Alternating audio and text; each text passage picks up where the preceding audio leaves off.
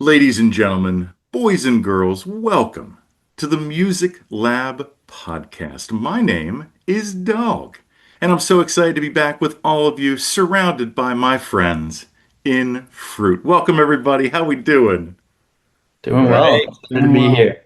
Thanks for having us. Of course, all the way from Atlanta, Georgia, six-piece band. We started in 2019, and we are called Frute, but it's spelled Frute. Matt, why is that? So we used to be a flute band, and then we changed, and we all stopped playing flute, and now we're Frute. That's right. Yeah. Brilliant. At least that's what we say. That's what we tell people. Does anyone actually play the flute or know how to play the flute? Write music for the flute sometimes. You gotta stick with it.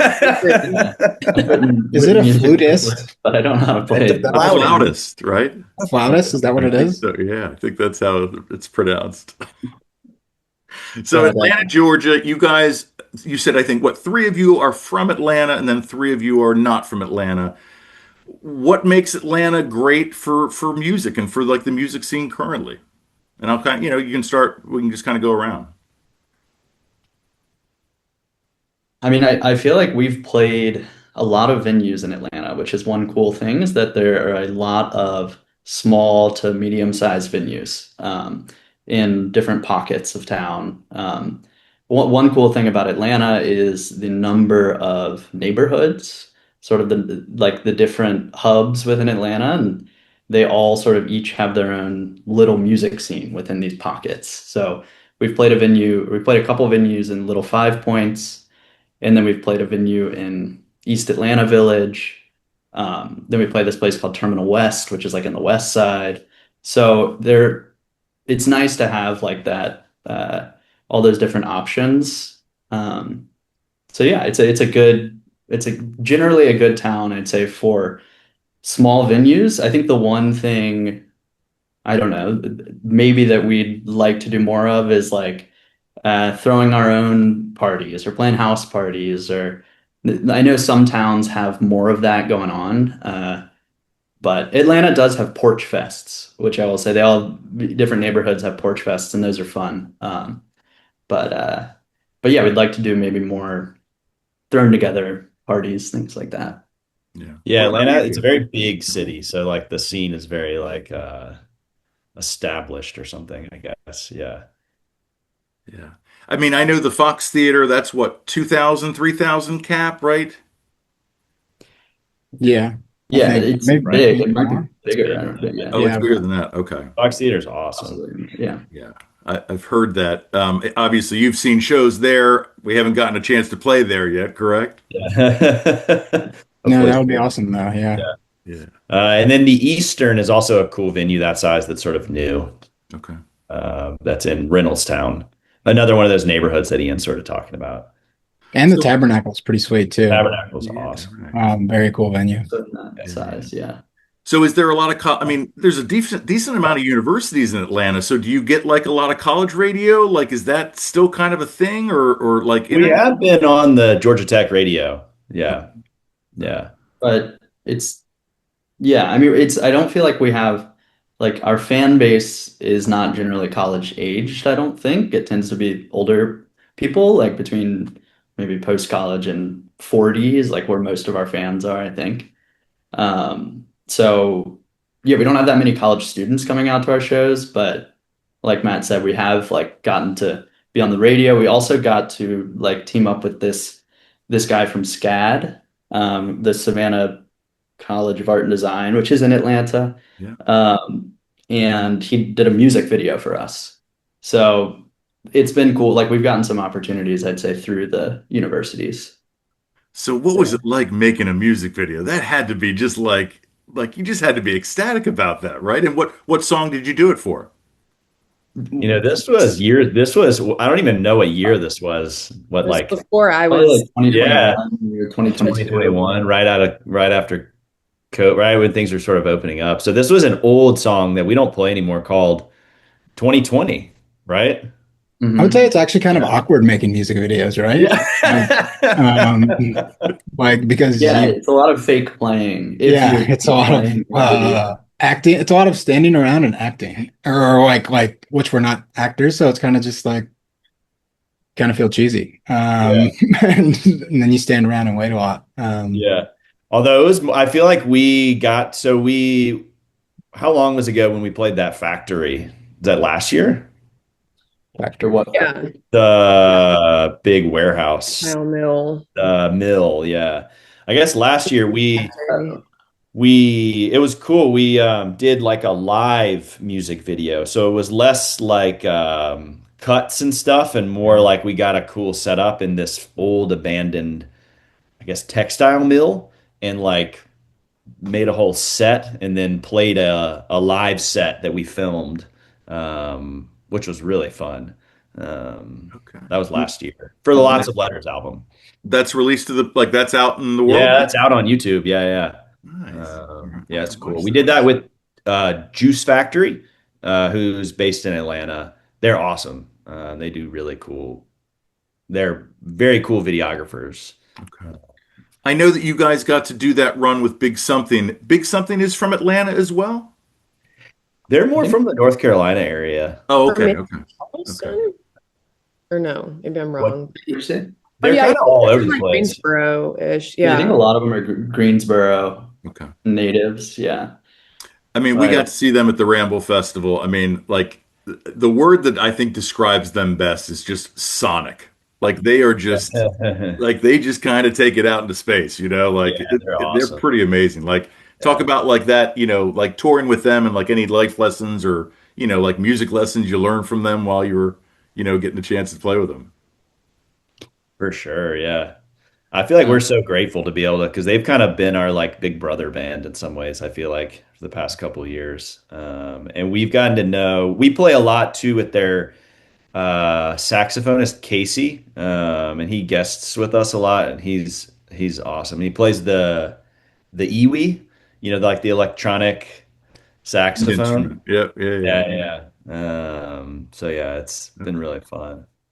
I'd You I also guys, say think that Big Something's like been around for a while and like had it going on and kind of do their own festival and like that's like the longevity that they've been able to achieve. And you know, I think they've been doing like the Big What or I'm forgetting the other name of the other one um for The like one 10 we years or casual something. camp out, Yeah, maybe that one or they're involved in. uh I don't know, one of those. The Big What for sure is like they've been doing that for like 10 plus years. And being able to put on your kind of own festival and do that for that long is like a pretty awesome thing. And definitely just trying to figure out and emulate that, I think. Yeah, they're Yeah. Natalie Brooke is I know she's toured with them or she's played with them. She's from Baltimore. She plays the guitar. She's pretty Mhm. badass. Yeah. But yeah, like the you know bands like Big Something, like you know it is. You're right. Like to be able to cultivate a fan base for that long, and then to be able to establish that you can do a music festival that enough of your fans are going to come to that. Like that really does kind of like a band always kind of like levels. You know, you're always trying to level up. Like you feel like when you get your own music festival, you've kind of leveled up, right? Is that fair to Yeah. say? Yeah, Yeah, yeah. it's sick. definitely. And the Big What is such a cool event too. It's awesome. Yeah. Yeah. It's cool all the like the art and stuff that's involved too, you know, like I don't know, it's a pretty magical place. Another magical place that you guys got to play was DomeFest. Like, talk about that experience because that was what, just last month, right? Hmm. Yeah, Yeah. just a couple weeks ago. Yeah. Hmm. That was really fun. We played a set early in the day, and usually we're a little wary going in when we have an early set because people are still in their tents or haven't come out to the festival yet or whatever. But the really cool thing about DomeFest is they have one stage set up they have the smaller stage like down by the lake that it's on, and then they have their big stage in a totally separate area, sort of like up the mountain. So everyone comes down to the lake early on in the day to hang out, see the music there. And then there's sort of a big like transition where everyone goes up to the main stage later on. So it was when we had an awesome crowd, but it was like a pleasant surprise. It was packed, and I think our set was around like 1 p.m. So yeah, it was super fun. Yeah, good energy. People were Yeah, it was dancing. rowdy. Yeah, which like doesn't You you don't don't expect it always 2 get that. p.m., 1 p.m. Yeah, and it was shaded. The only thing is it stormed right after our set when I had been talking the whole time about how excited I was to go swimming. But yeah, DomeFest was awesome. And I was cutting it very close to my cousin's wedding to make DomeFest work. And it was totally worth it. And I made it to the wedding. So everything worked out. Yeah. Obviously, like I've camped at some of these music festivals, and for me, like it's not a highlight for me. Like, are you guys like cool with camping? Like, what, how do you, is there a mindset that you kind of have to get into, like to do something like that? I feel like we usually don't camp. Well, we did at Shikori, and Yeah. We did at Chicory, yeah. that was really fun. But I do feel like I maybe encouraged like for Floydfest, since we just like it's over 2 days, we have two different sets. Like I'm gonna want to shower if I'm getting up in front of people. So I definitely pushed for an Airbnb, but it was kind of far. And the first night that we drove back, it was so foggy. And honestly, camping might have, I don't know, been a better idea. But yeah, we choose our battles. Yeah. As I get Yeah. older, I'm less like down to camp 3 days in the music festival, even though it's like, but I still will. Like, I'm gonna try and get a Halloween this year, hopefully in camp.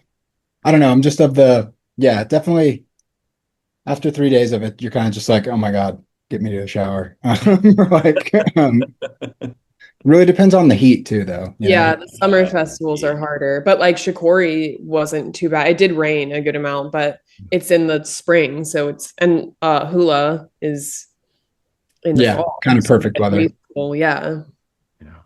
So do we have a van then, or do we rent a van, or what's our transportation look like when we go to these festivals and stuff? Trailer. Okay. Yes. Okay. And Yeah, usually two we got a cars. trailer and usually two cars. Um, Hey, whatever works, right? Yeah. Trailer's great.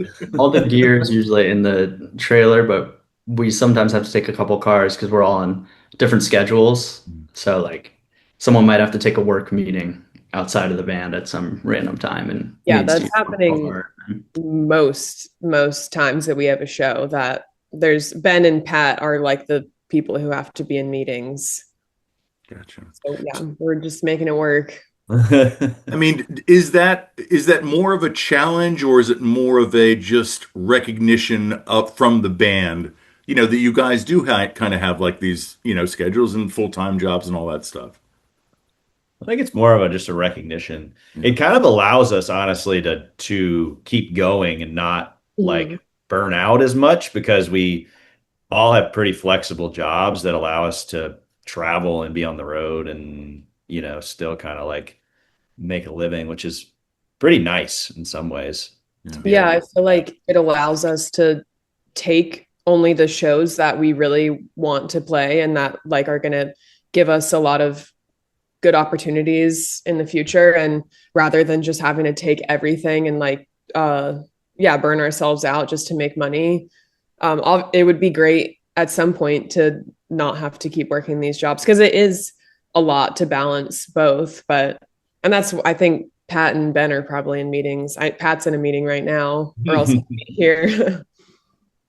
Yeah, I mean, that's, like everybody always talks about, work-life balance, but like for a musician, it's a real, like, it's kind of not the same as most people. Like, talk about that, how that is a little bit different, than most people.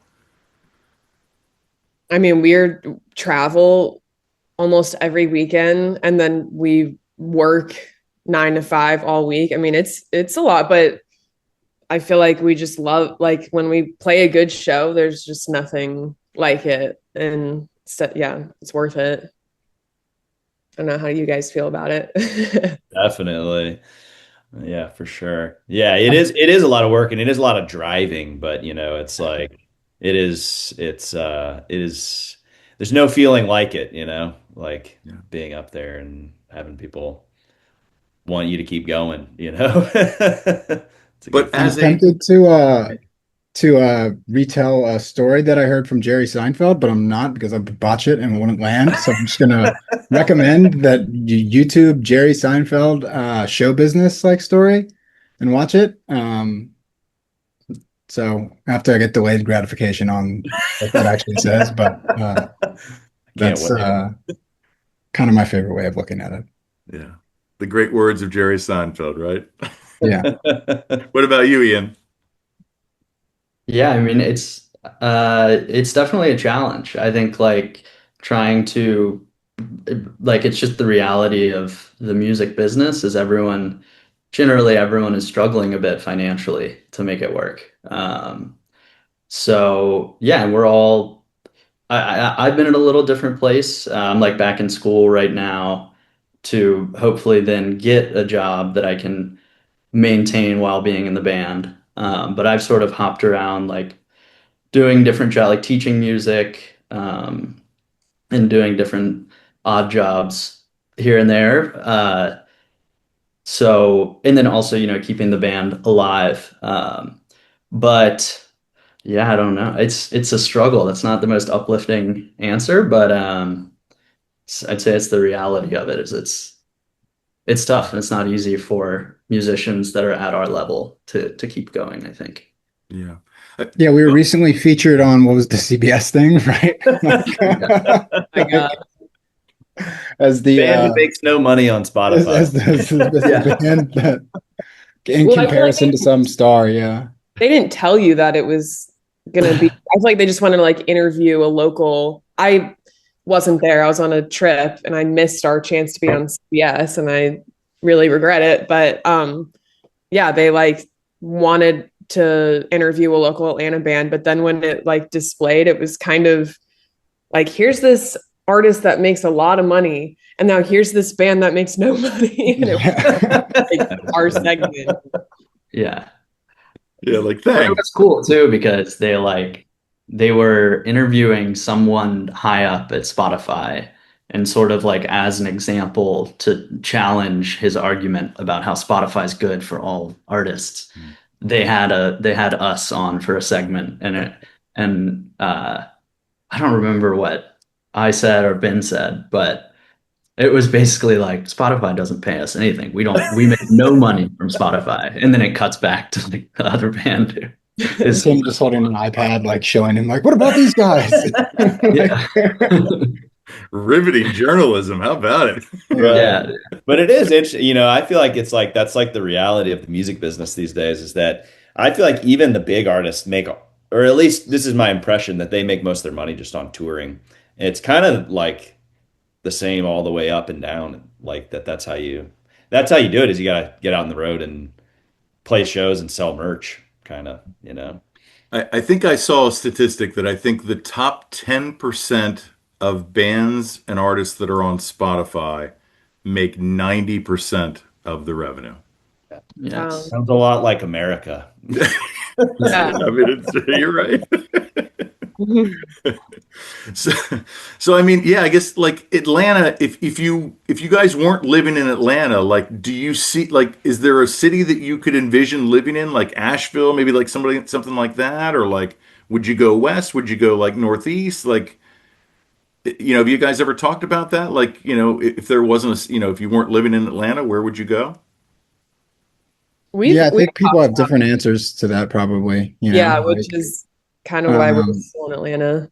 yeah, I think it's um yeah, I think everybody like as a group we probably couldn't agree on something. I think a couple of us have set up shop here in Atlanta and kind of yeah, I don't like I love the West, right? Like I think everybody loves the West Coast and all that, but it's also like much more difficult to tour, I think. And like the markets are much more spread out. From a musical perspective, I think the Northeast is kind of like the ideal setup, right? You got all those places that are kind of suburbs of New York and they're kind of all accessible. So if you're saying purely musical, it'd be like Northeast, but I don't know. Yeah, I feel like North Carolina has become like kind of a home to us in a lot of ways, especially Asheville. We play Asheville a lot. Um, North Carolina's cool because there's like tons of different cities that are very close to one another. Um, and we They're play, also very pretty. It's like super yeah, nice. And yeah, there are a lot of like miniature Asheville's, it feels like, surrounding it. Like we can go to Boone or Asheville or Brevard or um and they're all really good places to play music because they have these little pockets of like huge, they're small towns, but the people who like music like really like it. And so we tend to have a lot of fans that come back to every show when we play those markets. Because it's a small town, we get, the same people every time. Yeah. So So now that you guys have played some festivals this year, you've played them in the past, like, do you guys prefer as a band, and you can each individually ask this because I'm sure each of you will have a different answer, but do you prefer playing festivals or would you rather play like a club show where it's, mostly your fans? I feel like I love playing festivals. I really enjoy playing festivals. I mean, there's like positives and to the venues with your own fans, but I feel like festivals are pretty magical, like especially because you meet so many people. It's really fun, like meeting new people, not only new fans, but also the other bands. Like I feel like that's one of the coolest parts about festivals. You just like are constantly connecting with other musicians, and it's very fun. Yeah. What about you, Ian? I mean, I like both. I think that we've played some really fun shows where we like start promoting it really early on, like hometown shows, and we'll theme it. So like, I guess this was a year and a half ago now. It was not this past winter, but the winter before. We played a show in East Atlanta Village that we like themed as like a ski party thing. It was just like a winter show, and so everybody came dressed up, and like we wore ski like retro ski stuff and ski goggles, and like we've done things like that a couple times. And those are really really fun because usually promoting a show super far in advance like that and theming it, we've found just you get a better turnout of people. And yeah, so I think if I had to pick, those are probably like my best memories of playing shows are those Yeah. that we put a lot of work into. Yeah. How about you, Jeff? I think that one, I'd say that I think music festivals in general are like the coolest thing, just like to zoom out to a 10,000 foot view and just be like, okay, look how much goes into this and like making this thing happen. And then all these people come out and it's kind of just this like, I don't know, I just love music festivals. Um, but then I also really like when we get to play two sets back to back. And so I think my answer would be that we just need to get big enough to the point where we get two sets at music festivals. Um, and that would get the best of both worlds. Yeah. What about you, Kaz? I've been really enjoying the music festivals. I mean, I love playing a show, especially if I have like lower expectations. I don't really know what's going to happen. It's a newer place, and then we get a big crowd. Like that's a really cool experience for our own show. But yeah, the music festivals, like we get free entry for the weekend. So yeah, we really enjoy just being at Floydfest on top of playing it. And I just feel like we get introduced to so many new people. It's like a much faster way to be getting in front of more new people. So yeah, I've been really enjoying the festival sets that we've been having. So I want to ask you individually as well. Like, when you go to a show now and when you go to a concert, like, are you individually able to just enjoy the show, or are you like nitpicking, or are you looking at stuff, or you hear, are you kind of analyzing more than just being able to enjoy? Like, It's start with you. flat. Yeah. Uh, I think it depends on the show, right? It's like, how good's the show? And I think that's up to each where it's like, I think there's nothing better than when you go to see a show that just like blows your mind, right? And you're just like, wow, uh, that was awesome. Uh, but in general, I mean, I definitely try and stay on the positive side of things. I don't, uh, I'm able to enjoy for sure. Okay. yeah. Yeah. Cass, how What was about you? yeah. I enjoy show like going to concerts are my favorite, maybe like even more fun sometimes than performing because I just get to like chill and enjoy myself. So I definitely always enjoy a show, but I do feel like maybe I'll have an experience where a show makes me feel like I'm try not to, but I feel like everyone does like compare themselves to other people. And I know it's better to stay in your own lane, but I do feel like sometimes a show will make me feel like a little bit more confident about myself. But then I'll go to a show that I'm like, I don't even know how this person is performing at that level or like how you ever get there. And it just depends on the show, like Jeff said. Yeah. Well, I think talking about, okay, go ahead. I was gonna say also on the flip side of that coin, like we've had many conversations where someone will like we'll have band practice and someone will have seen a show the previous night and they come in like really fired up about an idea. Whether it's like, oh well they did this thing like musically when they were jamming, like they did this, or maybe like the stage design, like we should all wear this costume or you like we get a lot of inspiration from other shows and I'd say we actually implement those ideas like a lot. And so it's a good yeah, I would say it's helped us like overall to go to shows and just learn from what other artists are doing. Yeah, sure, absolutely. So, I mean, obviously, I found out about you guys through Floydfest because we did our bottom line on the Bottom Lines episode with Floydfest. Talk about that experience, each of you. I've only heard amazing things about it. I've not gotten to go to it. So, tell our audience and for me, who's never been there, what it was like. Matt, you can start. Yeah, it was, I mean, it was for me, it was up there with the most fun festivals I've ever played at. I would say that and then our experience at Big What were my two favorite festival experiences. Floyd Fest I mean, it's a very magical place. It's cool. What's huge, I didn't realize it was so big, but then it's cool because I feel like I don't actually know this. I'm just kind of like speculating, but it felt like this it was so big, but you could tell that there's sort of this like core community there that like is really tight and like I don't know, you could just tell that it was built very organically in a really cool way. You can just feel a sort of like magical, I don't know, like community vibe there, even though it's so big. Compared to like some other big festivals, it had much more of like a grassroots feel to it, which was really cool. And then the sets themselves were awesome. And we got to play the Grove stage, which was really cool. It was like this stage kind of in the trees a little bit, like in the woods. And it was really cool because people are just kind of like, walking places and there's like a little trail in front of it. And you could see people just sort of stopping and then they'd hear it and they just kind of stay and like stick around and stuff. So I thought it was awesome. Floyd Fest is a pretty magical place. How about you, Ian? Yeah, I agree.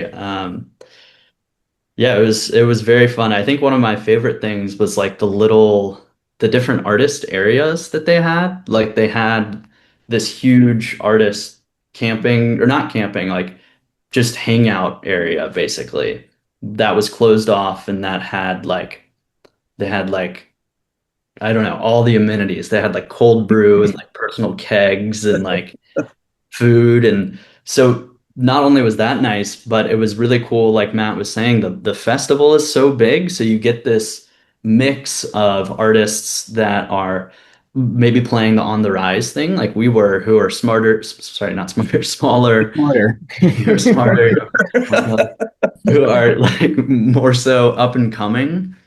And then you have these artists that are really big hanging out right there. Like we got to the Dip was hanging out in the tent for a little bit. It's a band I really like, and some relative of Bob Marley, I don't remember which one, was there hanging out. So yeah, it was fun. Like it was just they sort of threw all these artists together, and their amenities were top notch. So yeah, I really Also a really cool like deck kind of thing, lookout kind of thing. Like main stage is this is gonna be hard, but like main stage is here, and then there's like this terrace like up here with this cool like bar and lookout thing with the stage also up there that was really yeah. cool.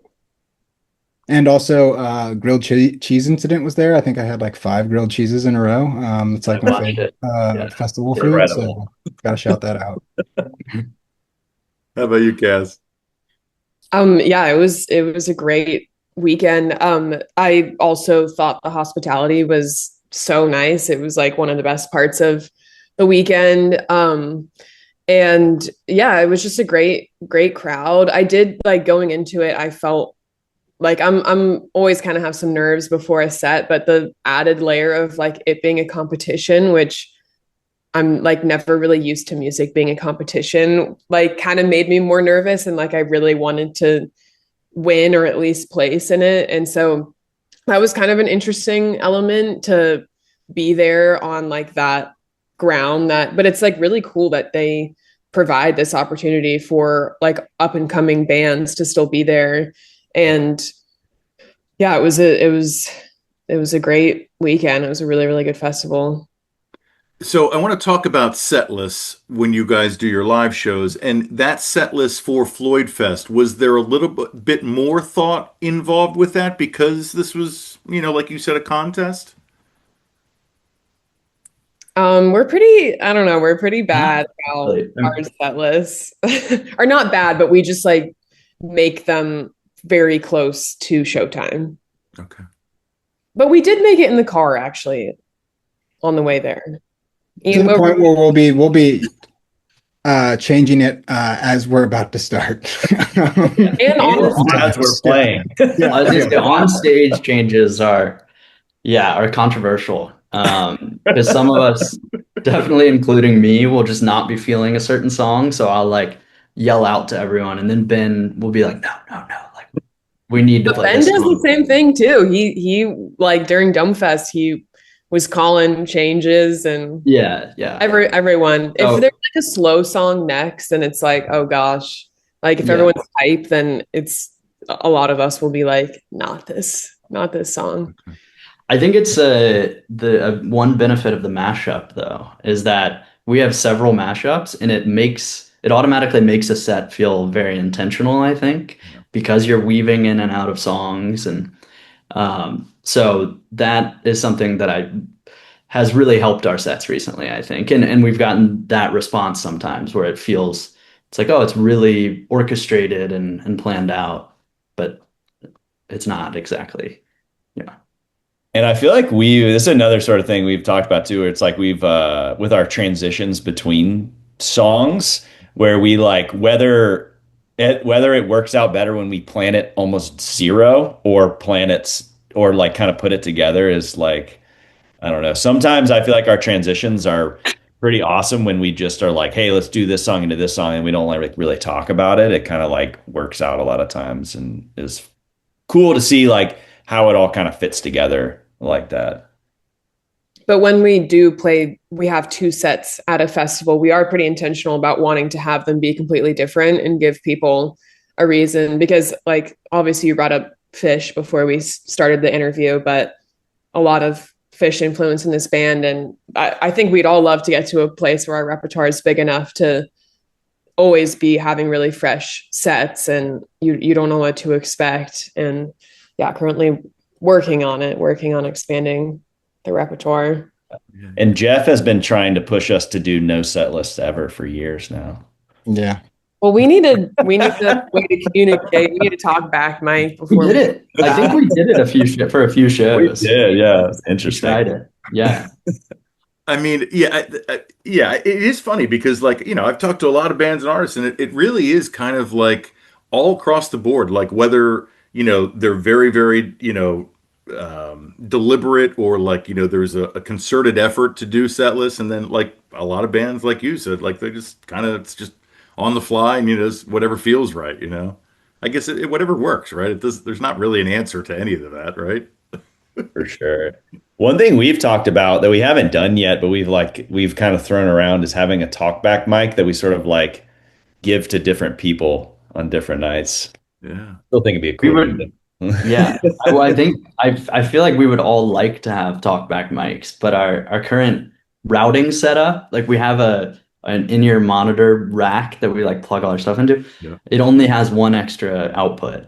So that's the thing is we would have to choose one person per night who gets the privilege of having the talkback night mic, and then they would be like giving the orders throughout the So much set. So power. I think What it's a a fun burden. idea, but What it's a like burden. it hasn't quite been we haven't settled upon whether or not we should do it. I think it'd be cool though. But because Somebody's that like gives a lot of captain of the power to ship, that right? person for one night. You got to have a captain of the ship, right? I mean, Right. Yeah. But this band does not I don't have have a a captain. captain, and that's kind of why it My sometimes captain, my captain. Yes. takes us a while to make a decision, like whether or not we should get a talk back mic or Yeah, you're right. just a bunch of sailors, right? Right. So you guys did touch on transitions, and I think transitions are one of those things that is really not like discussed or focused in music, and especially like for, in the jam scene, like transitions are everything. And I like to your point, like I really feel like to do mashups, like if you can't do the transition, like that's the whole part of the mashup. Like, talk about that and like the mashups that you guys do on stage. Yeah.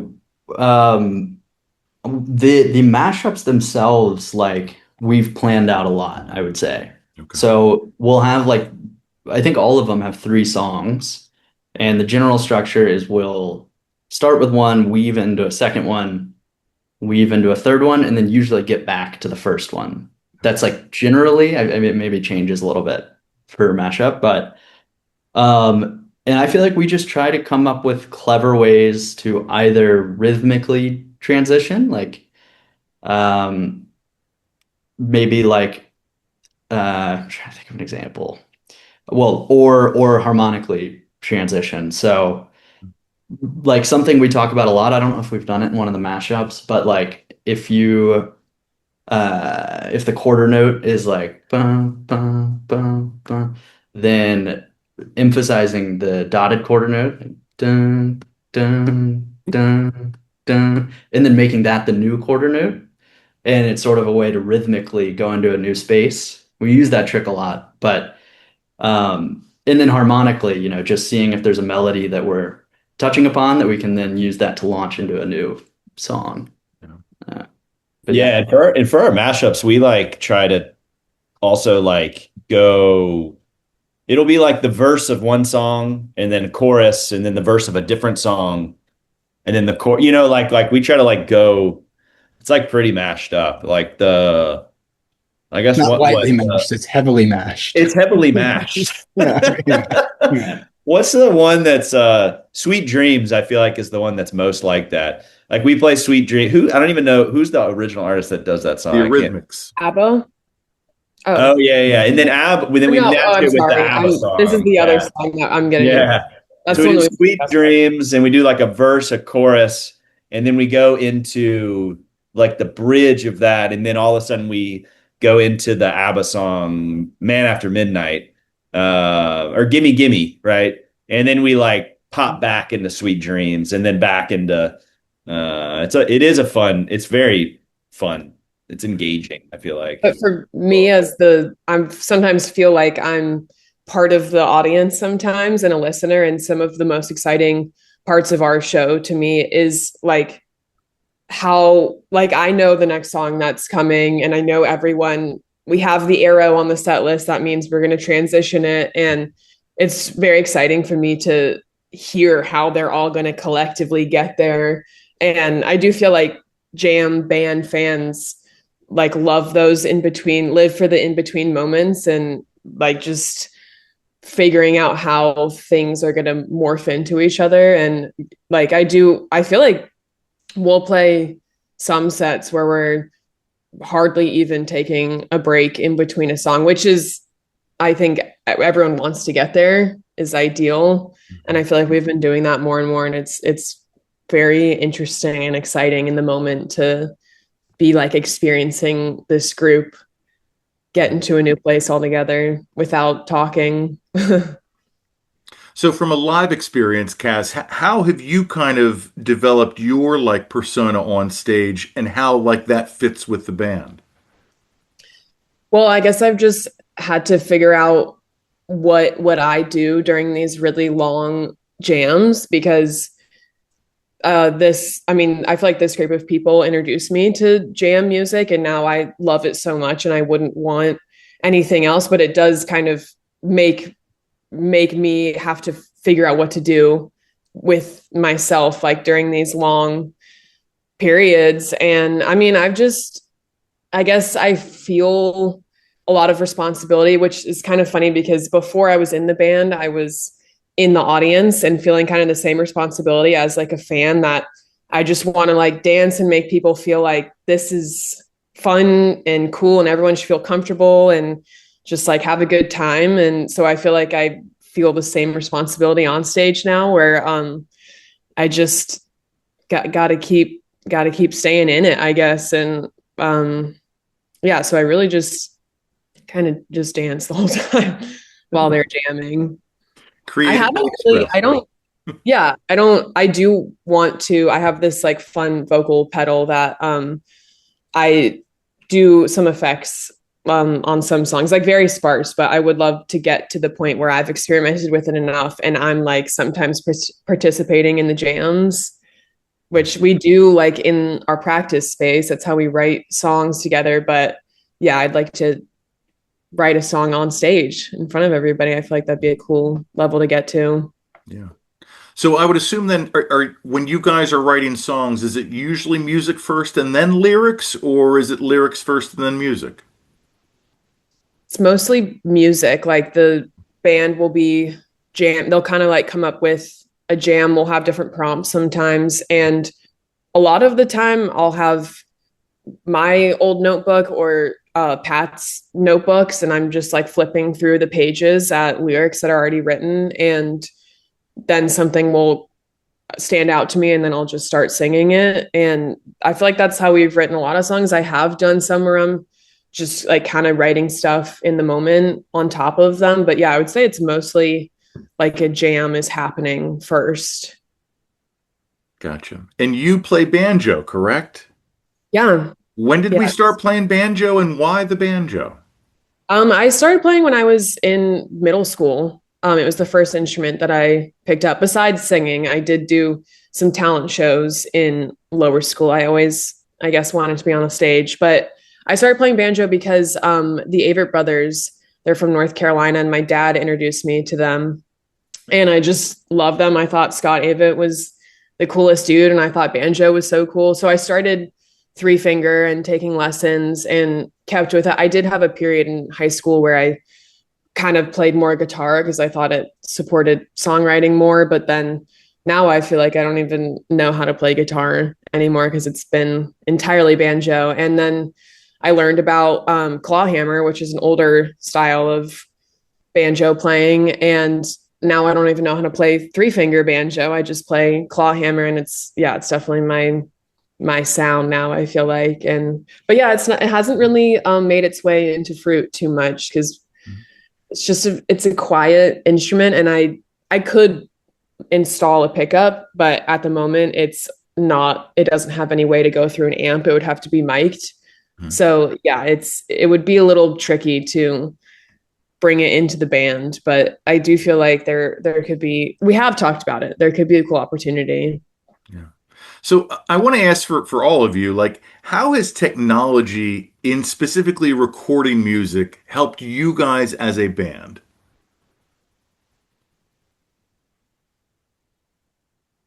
Let's see. I've Uh, started I feel like. But yeah, yeah, yeah. Did you say Jeff's our tech guy? I feel like Jeff's our tech guy, Yeah, kind of. it's true. I mean, in what sense? I mean, like, I think that there's technology in a bunch of different ways, right? It's like when we started out in 2019 doing music stuff, we were like, oh, we want to make our own records and all this. And we recorded our own stuff, and we recorded it down to like, one of these old Mackie soundboards, which was just like four tracks, the bass and drums shared the same, like, what are we on the same track? And mixed it like ourselves. And then like we've come a long way from there, and like working with this guy TJ Elias out of what is it, Big Trouble, Little Trouble. Big Um, trouble. Big trouble. and just like all the gear he's got and just sitting there working with him, I think it's pretty, I don't know, we've come a long way in that sense. And then just same with our stage setup, right? Of Oh man, we used to carry all on-stage monitors and carry it all with us, and it would just be this like feedback nightmare on stage. And We'd be loud. then now we have like this in-ear rack that's nice, and we all get our own mix, and it's like, yeah. So I'm a big fan of technology. The in-ear rack was like pretty, I feel like, although I feel like some of us, we'll sometimes at festivals play back with monitors. And I feel like some of us sometimes are like, man, monitors are pretty awesome when you have a good monitor engineer. But I feel like in-ears was a big step forward for us in terms of jamming because like we could hear each other so much more, and our playing is so much more subtle than when we have our in-ear mix and stuff, I feel like. Do you think that's helped you too with like recording new music with the in-ears or not necessarily? No, because we don't really, well, I mean, I guess in practice, yeah, like when we're writing, because we basically do the same setup in practice as our live setup. So we have our in-ear rack. So that does help in practice because we're not, when we practice, it's not a bunch of loud amps in a room, it's like more like detailed, I guess, or like, we all have our mixes in our ears. So it's like a little, you can hear each other much better. So I feel like for songwriting, it helps. But when we record, we for the last three albums have recorded with TJ at either his studio in Atlanta or for Lots of Letters, we went to Muscle Shoals and spent like a week there with him recording, using their equipment and stuff. Because there's definitely something to be said for the like analog equipment that like these nice studios have. Just like there's just cool sounds you can get. And TJ is a wizard too with that stuff. Like he has always got he's such a big part of our studio sound because he is very creative and helps us a lot with production and stuff. And yeah, does a lot. He's got a lot of really cool ideas. And, yeah. Okay. So, I mean, that's a good transition. Like, let's talk about the new album because, Lots of Letters was released in May, right? Mhm. Yeah. So, what's this, from a style perspective, what can we expect from this album? And, give us a little inside baseball if you can. I feel like that I'm so excited about this. I feel like this album is the most fruit album yet. Is like the way that like where we just like Quintessential, what'd you say? quintessential fruit. It's Yeah. quintessential where it's like I feel like we went in there more so than we have with other albums where we just kind of like just played and just we had these songs that we had written, some of them were more finished than others, Okay. but we just like played and and just we'd been playing a lot on the road, and so I feel like we were all feeling really good and just locking in. And we had a percussionist on a lot of songs. Bill is his name, and he's awesome. And I feel like he really helped us lock into with just like feeling it in the studio. So the I feel like the songs are a lot more like live tracked in some ways, where they're the performance and they're long. I feel like a lot of longer songs too, where it's like incorporating some of our like groove based jamming more, where a lot of them have these long outros where we're just like locked into cool grooves. Yeah. Yeah. How about you, Ian? What do you think? Yeah, I'm really excited about it. I think, like Matt said, we did more, like we kept more tracks from our original takes than we have in any other album. I think that's just because like we've gained a confidence having played a lot more shows and having done this recorded albums a few times now. Like we have gained more confidence playing together and knowing how to leave space for each other and not crowding the mix too much. So that allowed us to not do as many overdubs this time around, which I was so excited about because like overdubs, while they're super helpful for perfecting everything, they sometimes will take you out of the original feel that you had with the other members. Like you're playing off of each other when you're playing live. When you overdub, suddenly you can't hear all the things that the drummer's doing, and the drummer can't hear you. So, Mhm. but yeah, so I think that to me is what I'm most excited about for this album is that we kept a lot of the live tracking and we were locked in. And like Matt said, it's a really groove-based album. So like we'll just find a pocket and we have these outros where if it feels good, we were just like, let's just keep going. And it's just the same pocket, just sort of riding it. We do that on basically every song on the album. So like it felt it felt good like we were locked in together. So it was really fun. What about you, Jeff?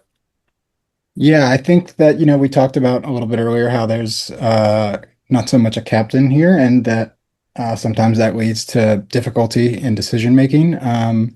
And despite that, I feel like that most of this record in the recording process went like unbelievably smoothly, just because we were so like in it. It was probably just reflecting back on it. It's like definitely some of my peak musical experiences in life, where it just like we just like were got in this flow of like every day that was just so fun.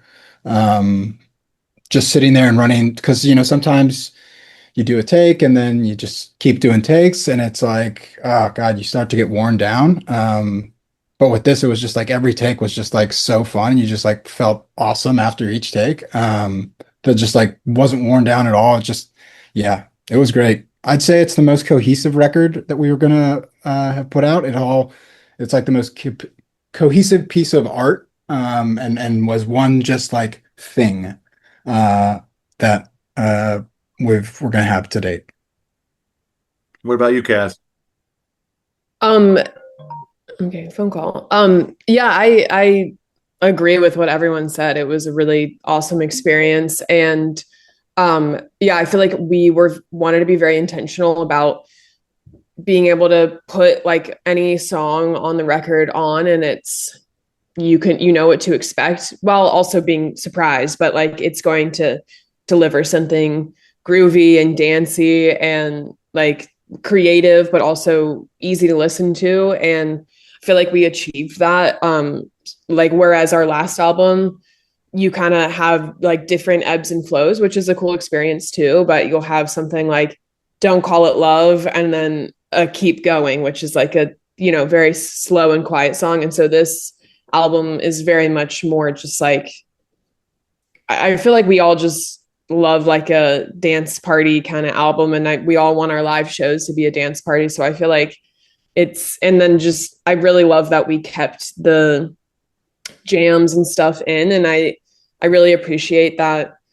I feel like we don't ever really sacrifice our creativity or what we want to sound like to try and make a short song to like get it to be really popular or like make a really poppy song or something. We're just always staying very true to our art, and I feel like that's why it's so fun. I mean, maybe we would have our own festival at this point if we were making poppy music, but I feel like we've been able to last for so long because we're very true to our creativity. And yeah, I feel like this album, and we've just gotten, like Jeff said, the collaboration part went really well. And just like we've worked through so much all together. And I feel like our collaboration is just continually getting to a level that is really cool to be a part of, that we can all create something like this together. And we all have so much stake in it. Like we all write everything entirely together and it's all a part of us. And so, yeah, I feel like this album is a very cool representation of that. Yeah. So I guess my next question for you all, because you are, it's a six-person band, I would imagine that establishing roles for each of you is probably important. And when did that kind of happen? And like, is that kind of evolving, or does kind of everybody know their roles? You mean musically, like musical roles? Musically, as well as like, like your role in the band itself too. Like, from a touring perspective, from a recording perspective, all of that. I mean, I feel like it's kind of like collaborative. I mean, but also like I do a lot of the social media, but at the same time, I feel like Pat and Ben like handle the DMs, and I really appreciate that. Like I don't have to do that because I don't know. they're so good at being funny and messaging people. And so that's who you're probably talking to if you were talking to us on Instagram. Yeah. But yeah, I feel like we do work together a lot, but like I don't really do much of the booking stuff. So like there definitely is some kind of trading off. Anybody else? This Yeah, kind of I just comes mean, up on an as needed basis where it's like, I mean, we definitely all have roles and stuff, but like if something just needs to get done and like, again, some of us aren't available, that's like, it's usually just like task goes to group who can do task right now if it needs to be done. Gotcha. So I want to know then, what is there a song off Lots of Letters that live has morphed or is kind of like evolved more than any other the song that's on the album? Change your mind. Maybe. yeah, Don't Probably. Make Me Sad is another one that Yeah, that's I true. like playing that one live, but I don't like listen to it a ton. But yeah, Change Your Mind is a good one. Yeah. We've added some outros to some of these songs. Like we've written some outros and then put them on, and then we do that live. We're Just Things is similar. We on the record we jammed that song for a while, and I think yeah, yeah. But when we play it live, we added a little theme that we all come back to at the end, and same thing, and a little outro. Um, so yeah, I feel like the studio songs are good. Representations of like the core of the song, but then we'll each of them on Lots of Letters, we've sort of like taken what our favorite part is, Mm. and then if we were improvising it, we like really hit that home and yeah, extend it. Okay. Matt, anything to add? yeah. I mean, I feel like We're Just Things for me was like to me that was like one of the songs of the year for me. For I don't know, like I feel like that song is just like got this really interesting like evil, gooey vibe that is very fun to play live. I don't know. I love that song, and it's been fun to evolve that song live because we always knew that it needed this like, yeah, like this gooey, sludgy thing, sort of. But then it took us a while to like figure it out, kind of, because I feel like we played it live for a little bit and we were like, it didn't really, we knew what it needed to be, but it wasn't it, you know? And Yeah. it Yeah. was really fun to like struggle through that and then get it. And now that's like one of our best songs live because we like really like I feel like forced ourselves to experiment with it and stuff. And now that has some of the coolest peaks, especially Patrick has this crazy pedal that he like aggressively hits that is like I think it's the rainbow machine that's like Yeah. makes these weird oscillator sounds. And when the bass is doing like crazy oscillator, it's like really out there, it's like and then we all like come back together. It's cool, yeah. And so that's been a fun one because I feel like we all get to experiment with our pedal boards and like our sonic, we all get to do it kind of all at the same time, which Sure. is fun to be able to like kind of experiment collectively like that. So that's a light the joint moment for the audience, right? Is that what we're Yeah. saying? Yeah, exactly. So I will leave you guys with this. So I want to know for each of you individually, what is your ideal way that you listen to music? Are you in the car? Are you headphones? Are you in your living room with good speakers? Like, are you, at a live show? Like, for each of you, what is your ideal way to listen to music? Matt, you can Oh, start. yeah, you go ahead, Matt. I love live music. So I would say live is my ideal way. I do love listening to music on good headphones though. Like I feel like listening to just like really interesting, cool produced music on good headphones is really fun. Especially like I see all your Radiohead stuff behind you. Like I feel like, when you put on like an awesome like something like that that's just got crazy stuff going on. I also love. So I would say live and headphones, but I also love listening in the car. So I don't know. What about you, Ian? Yeah, I have a really similar answer. I mean, I love live music. I think all of us like probably our favorite way to listen to music is live, I think.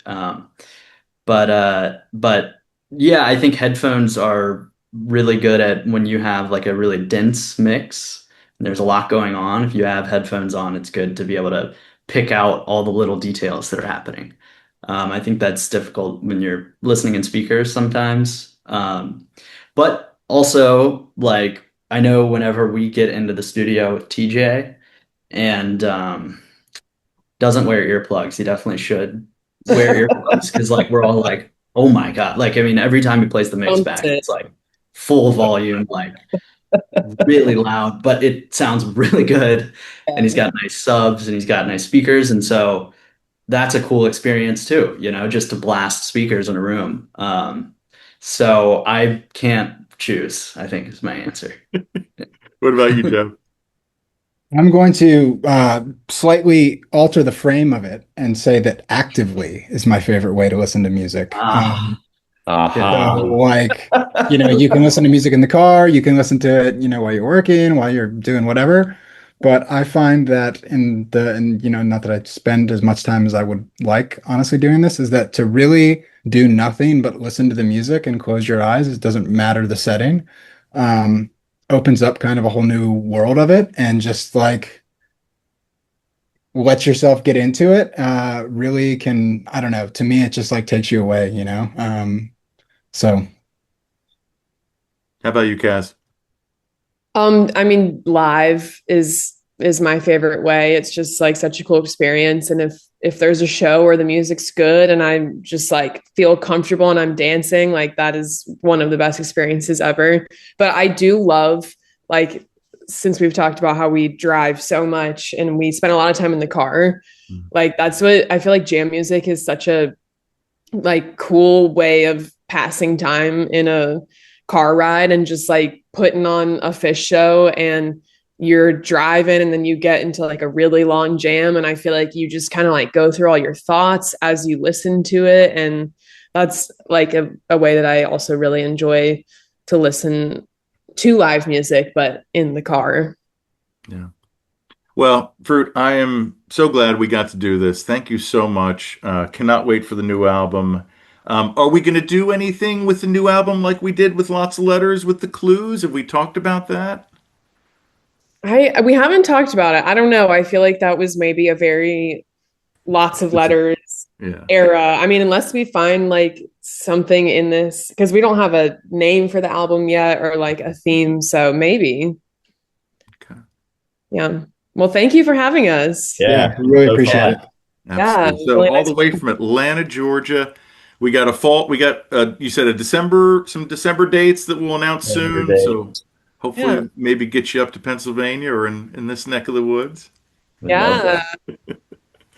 But in the meantime, ladies and gentlemen, don't forget to like, follow, and subscribe to our YouTube channel, our social media pages. That helps us and helps the bands and artists like Fruit that we feature. Also, check out our sponsor, RAR Outfitters. That's RAWR, outfitters.com. Don't just wear, RAR. And as always, ladies and gentlemen, I've been Dog. You've been great. This is the Music Lab Podcast.